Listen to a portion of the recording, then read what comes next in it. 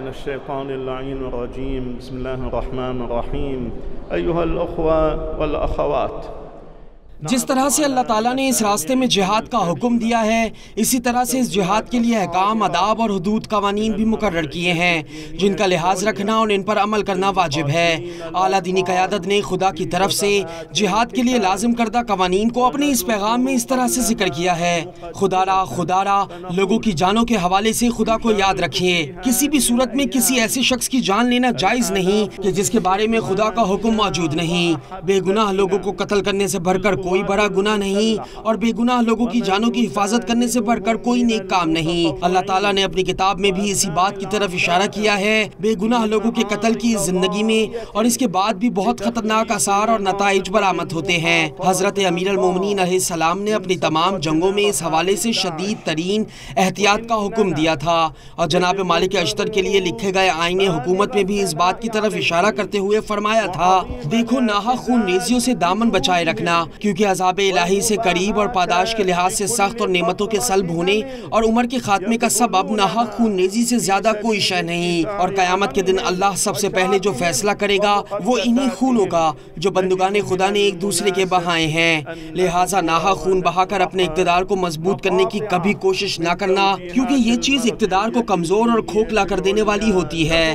بلکہ اس کو بنیادوں سے ہلا کر دوسروں کو سونپ دینے والی، اور جان بوجھ کر قتل کے جرم میں اللہ کے سامنے تمہارا کوئی عذر چل سکے گا اور نہ میرے سامنے، کیونکہ اس میں قصاص ضروری ہے، اور اگر غلطی سے تم اس کے مرتکب ہو جاؤ، سزا دینے میں تمہارا کوڑا یا تلوار یا ہاتھ حد سے بھر جائیں، اس لیے کہ کبھی گھونسا اور اس سے بھی چھوٹی ضرب ہلاکت کا سبب ہو جایا کرتی ہے۔ تو ایسی صورت میں اقتدار کے نشے میں بے خود ہو کر مقتول کا خون بہا اس کے وارثوں تک پہنچانے میں کوئی کوتاہی نہ کرنا۔ قرآنی آیات، احادیث نبوی اور ائمہ اطہار علیہ السلام کے فرامین میں ہر انسان کی جان کی حفاظت کے لیے شدید ترین احکامات وارد ہوئے ہیں، اور سوائے چند حالات اور امور کے علاوہ کسی بھی انسان کی جان لینے کو بڑا گناہ قرار دیا ہے۔ قرآن مجید میں اللہ تعالیٰ نے فرمایا کہ جو کسی ایک بے گناہ کے انسان کا قتل کرتا ہے یا زمین میں فساد پھیلاتا ہے، اس کا گناہ تمام انسانوں کے قتل کے برابر ہے، اور جو شخص ایک انسان کی زندگی بچاتا ہے اس کا ثواب تمام انسانوں کی زندگی بچانے کے برابر ہے۔ حدیث میں مذکور ہے کہ قیامت والے دن سب سے پہلے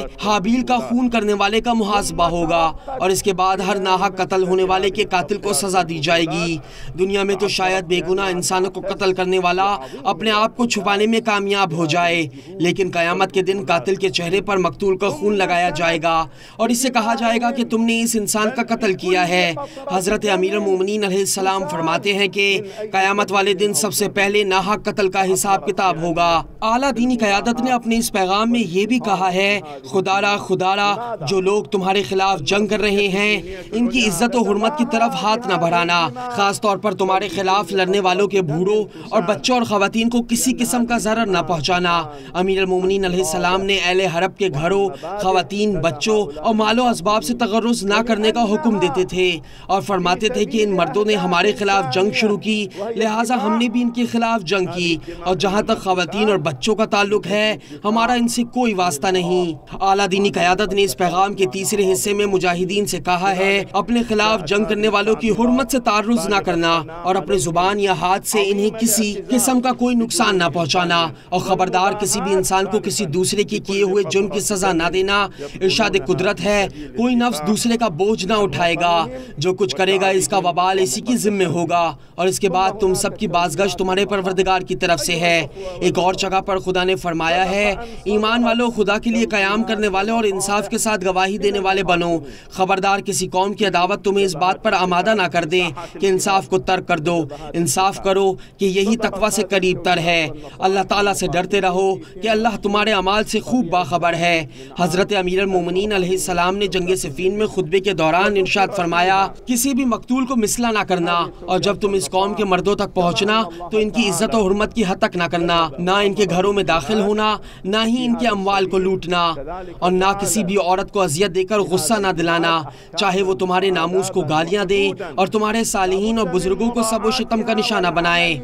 علامہ کربلائی نے کہا کہ اعلیٰ دینی قیادت نے اپنے اس پیغام میں داعش اور دیگر دہشت گردوں کے خلاف جنگ کرنے والے مجاہدین کو اپنے عزیز ترین افراد سے تعبیر کیا ہے، اور ان کی شجاعت اور بہادری اور قربانیوں کو خراج تحسین پیش کیا ہے۔ والثواب العظيم والمنزلة العظيمة للمجاهدين عند الله تعالى. والحمد لله رب العالمين، وصلى الله على محمد وآله الطاهرين.